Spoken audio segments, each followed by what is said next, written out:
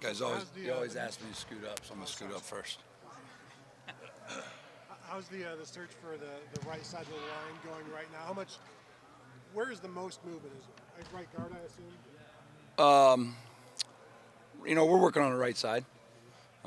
No, we're still trying to find five. So, once again, these guys, we're going in platoons. We're seeing who works well with each other, who's at what spots, and how that works. And we're just finished 9, so we've got a lot more still to go. But yeah, still, guys competing on the left side. Got some young guys. Austin's been doing a good job coming up. Donovan himself, had a really good plan in off season coming out, and he's been attacking that stuff. His second level and some of the stuff we really honed in on. But just as a whole, like the whole group, yeah, we're still trying to find those 5 and what that is. I don't have an answer. I'll keep bouncing back to that question over and over. But good gradable reps versus obviously a good defensive front. So as we come out of this thing, we're gonna be well, have a good picture for where we're headed. What do you need to know by the end of spring? Well, you want to just by grading. As we grade, you can see the guys that grade, who grades well in critical situations, or we have to put them in a third and long situation. We have to put them in coming outs. We have to put them in short yardage. You've got to manufacture enough of those so you can see in critical situations how these guys respond, as opposed to just a controlled rep or drill all the time. And then you just grade those, and then the cream always rises to the top. So, you're going to see that, and it's going to shake itself out. What's the balance between experimentation, wanting to put guys in different spots, but also wanting guys to Yeah, it's not necessarily experimentation of like different positions. Like guys are locked in. It's just a matter of who's taking. Yeah, but who's taking who reps versus who right now? Honestly, it's you got to make sure that you're getting good reps against really good gradable reps versus our front, because obviously, whoever's next to you, a tackle, a center, a guard, a tackle, wherever that may be, like. If you're going against Ty Leak, you're going against Ty, you're going against, with Hero and K-Mac and these guys now, we're getting really good gradable reps that way. How have you seen Carson respond this offseason, the way everything ended? He had a great offseason. Just all started in the weight room with Mick. His weight's up, he's thick. He's always been an explosive guy, but playing with a little bit of power, behind that. He's learning to do that. And the natural maturation. For all those guys, you talk for him, just his class alone. You're talking him, you're talking George, you're talking Tegra. Like those guys are going into year 3. That's when you really start to figure it out. Your body, the speed of the game, the technique, the fundamentals. And he's done a good job of adapting and really growing himself on the pace that you need to for a young guy that's, coming out of the fire a little bit last year. Yeah, he talked about being at a better weight now. It's not water weight, it's real weight, close to 300. He talks about being faster, more confident. Is that where, for a center, was last year kind of trial by fire for him? Is it just how is that process with not playing at all his first year, starting? It's you. It's for whether it's Carson Hinsman or, Johnny Jones. Like you get thrust into real reps and the full speed. It's faster than you've ever seen. And so now he has that book of work, too, that he can look back on, where the understanding of the game, the understanding of the speed of the game, the intensity, I've said it 1,000 times, he doesn't get incrementally faster or stronger. The game mentally slows down for him so he can use his skill set that way. So what is that we're talking about? That's his weight, that's his strength, because those numbers are going up. So he can play with more pillar strength. He can play more contact. He can play more comfortable, even though his 40 time didn't go from a 5.0 to a 4.8. How have you seen Seth acclimate himself into the room? He just jumped right in. Unbelievable job both ways of him just coming in with shelving the ego that he really had none, and walking in saying, I'm walking into a room, as we told him when we recruited him, like, you're coming into a room with a bunch of good dudes. And then our good dudes are good dudes. He came in and there was no, it's like, you're here, here's how we do, here's how we operate, and let's go. And so that learning curve for all those, whether it's a high school mid-year guy or a veteran mid-year guy that transfers in, there's a learning curve there. Just, circling back to what we had, natural maturation a little bit, because he's been through a little bit of spring ball. He's been through a little bit of camps. So you're still learning new terminology, you're learning a new skill set. But he just dove right in and wanted to be a sponge and wanted to learn, and he's doing a good job. And he's improving every day. So that's what's making the battle and the competition and all these graded snaps really good for us, is because they all have that mindset. So from Seth, awesome. The unit and the group, awesome, because there was no combativeness to it. It was, let's get in, let's go, and let's compete, and then let the guys win. Justin, what about Luke said that skill set made you guys want to get them a good guard? Just learning the same deal. Young guys, you come in, you got to learn how to play in friction. So having, 3-tech, having a 2-eye, having those guys like right in front of you, that every time you take one of those reps and you're out of your base or you're in your base, you feel the good, you feel the bad. So being more consistent that way, you can't make moves or shift guys if they're not mentally there. And so for him, he's got a pretty good football FQ. So he's growing every day. He's working and he's getting beat every day too. And he's learning from those, So in the springtime, we have a saying in our room, we're like, in the spring, it's yes and it's no. And the no is K-N-O-W. Why didn't the rep work? What happened? And how do I make sure I don't repeat the same mistake? And so whether he's coming in and watching the tape on his own and then coming with questions, he's grabbing me and watching tape with me, or we're coming doing stuff as a unit, he's learning. So that same deal, the game can slow down and he gets more comfortable there in friction. So, his weight's up, his strength's up. He spent an off season with Mick. There's a lot of development that still has to be had. Obviously not a finished product, but being able mentally for a guy to handle that, helps a lot.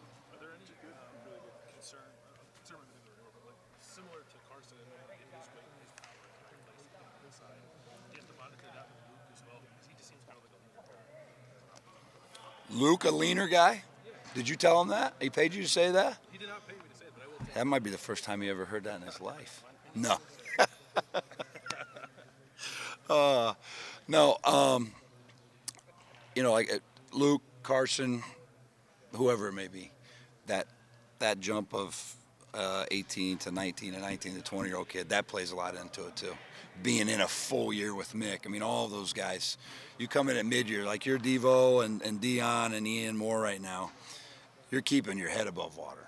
That's your whole first year. Now you can actually get and we can sit. So when you sit and talk about a jam combo or a lock or whatever the call may be to Luke, he registers that and not like something new, because then there's paralysis by analysis. So I think the mental part on top of another year of natural maturity of getting bigger and stronger, that's always going to help. You're not going to, guys here, they're not going to regress. It's going to keep adding progress, and how fast can we get that going is what we're working on every day with him. Josh Luke said that he had been all guard to this point, and Coach Day's mentioned this several times that Josh could play guard too, and you guys are trying to work through that, Fryer. Josh could play all five. He snapped the ball in high school. Josh had a great offseason.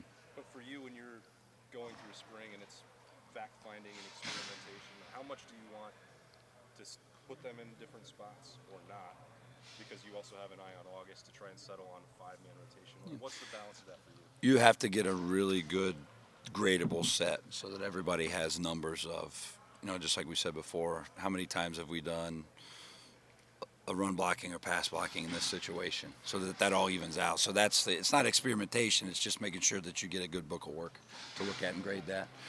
So as we, work guys around the platoons and go, just to making sure that everybody gets good gradable reps, so we can sit back by the end of spring and say, all right, you're comparing apples to apples and oranges to oranges, and not, apples to oranges, because it's completely different that way. So that's kind of the thought behind that as you're going through the spring. When you got here a couple years ago and we first met you, if I would have told you 2 years from now Chip Kelly's going to be here as offensive coordinator, what would you have said? I laughed, But then I said, it's college football, so who knows, right?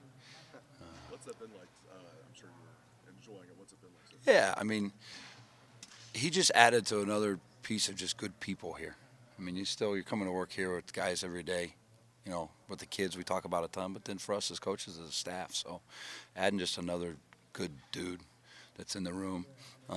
Obviously, as he says something and, he might speak in old terms or terms that we had, maybe be a little bit of the Rosetta Stone, like, no, this is this. He's like, yeah, that's right, because that happens to all coaches. That happened to me when we got here at first. I was with Coach Day sometime with Ryan. It's like, what do we call this? Because he was in a system like that before, and he said, this is this now. So I think just the, translation of the Rosetta Stone there helped, but just overall standpoint of adding a great guy that's a great coach that's been around, he's going to supplement the room, and every time you add something new to the room, then that makes the room better, it makes you individually better. Oh, look how he does that. Maybe I could do that. Maybe I could bring that to my meeting room. Maybe I can bring that to communication to the staff or to the kids or whatever it is, because he's done it for a long time, and he's done it at a high level for a long time. So it's good to add that guy to us and then continue as us, the rest of the staff, for me and Brian and Key and everybody just learning and growing with that. What does he bring kind of specifically to, does he, from a talent standpoint, does he see things sometimes that others don't see? Does he, what does he kind of bring from the chalkboard aspect of Well, I mean, but you're saying, so what does he see? It's good to have fresh eyes come in that maybe, you get in a routine and you get in a rhythm, and then all of a sudden, Feel for like certain aspects of like the running game and things like that. football. He's one of those guys I think goes in the category that's forgotten a lot of more football than some people have learned in their life. But no, I believe he coached every position on the field, both sides of the ball through his whole career. So as he looks up and he writes when he's talking about, well, this will linebacker is going to do that, then he might have coached that at Columbia, right? Or this is what the 3-tech's going to read on the down block of a tackle, because he's coached the offensive line and he's been a coordinator for a long time. So just a really good vision of big picture, understanding, and the next step, and not just being right now. Yeah. I asked Tegra if he had a theme or whatever for this spring, because I mean, it seems kind of like not a make it or break it time for him, but a time to step up and step in. His point was nobody cares. Nobody cares what struggles you have or whatever. You got to go out there on the field and get the job done. I mean, it's a play. If you notice anything different about Tegra, what do you see about Tegra? Yeah, he was competing his butt off. I mean, he's kind of living that way. That's why we have that the red line over there. When you cross the line, Coach State talks about that. Here, it's the game doesn't care. You're off the field. You got to come out and step out and do your job. It doesn't care about anything off the field, right? And that can sound really negative and harsh, but then it also, if you just spin your tone, isn't it beautiful that the game doesn't care? It doesn't care your skin color, your socioeconomic background, where you've come from. If you just want to do it the right way in the 53 and a third, the game will love you back. And so I think it's the approach mentally that guys take that way. So yeah, for Tegra, he's taking that approach. He wants to come in and be a guy. So he's fighting and clawing and scratching every day. So when he makes a mistake, he's trying to correct it. When he does it well, he's trying to enhance it. And that's what competitive people do, and that's what he showed up to do. So that's good that he said that. Seth, what's his command on the field been like as a center? And is that difficult when you're coming into a new offensive line to have that? Or is there something innate about the center position, if you've been experienced at it like he has, where you kind of have that, command on the field over with any offensive line? Start over again. You're saying the comfort of center with who now? Seth. Okay. Yeah, I'm saying, how has his command of the field been, and has it been difficult, to adjust for him if he's to have a certain level of on-field command, at that center position? Yeah, I mean, the on command is just great communication, getting everybody on the same page. Yes, having a bunch of banked reps helps, but then when you do come into a new offense, just like we talked, with Chip a little bit earlier, he might have called it yellow and we call it green or something. I don't know, I'm just making stuff up, but the transition of that in your head to get going with that. But yeah, the comfort of having a ball in your hand, having a guy. I mean, you talk about acclimatization of football, play one-handed and have Tyleek this far from your face. You better have command of something, and so you got to understand the communication and the technique and those things there. So yeah, I think him coming into a new place, the game's not as fast as it probably would be for a younger guy, but also there's mistakes there that he can learn from and grow from. And same deal, he's, the one thing we're not having concerns with, or we're not driving right now, is the guys just competing and trying to get better after a mistake, or like we said with Tegra, enhancing, as they've done some stuff really well, and he's adapted to that really well. Carson says he's been all center this spring. Is it the same for Seth? And how do you assess their ability to play center versus guard? Could they do both? They both have been repping at center, yeah, for the competition aspect.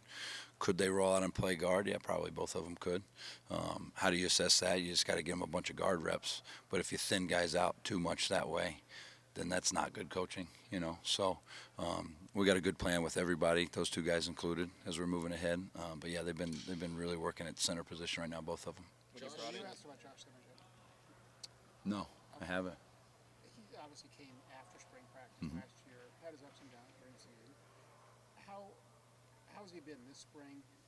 Kind of speak to what the challenge must have been for him last year, not having spring practice, stepping in, playing that position all year, an inexperienced quarterback. Yeah, same deal. He's been here not even a full year yet. So coming in the summer, doing what he did, coming in through the fall, and then now, I mean, the same with him. Sound like a broken record. I think the game's slowing down for him. Those mistakes that may have showed up, or the questions that he had through the fall and as we got going through the season, those are starting to erase a little bit. which is good. His communication level, he's just talking more. That's probably the best thing that he's done so far. He's a highly, highly talented guy. We're just developing that skills and discipline and does go into communication. So as he communicates and talks, that's probably the biggest thing I've seen from him, which I think, volume and communication equals confidence. And so he's playing much more confident right now. Obviously has talent. Mm-hmm. He also would have a few plays a game where, whether it be a penalty or whatever. Have you seen him reduce those? Mm-hmm. A bunch, yes. Coach, thank you very much. Thanks, Jerry. Thanks, guys.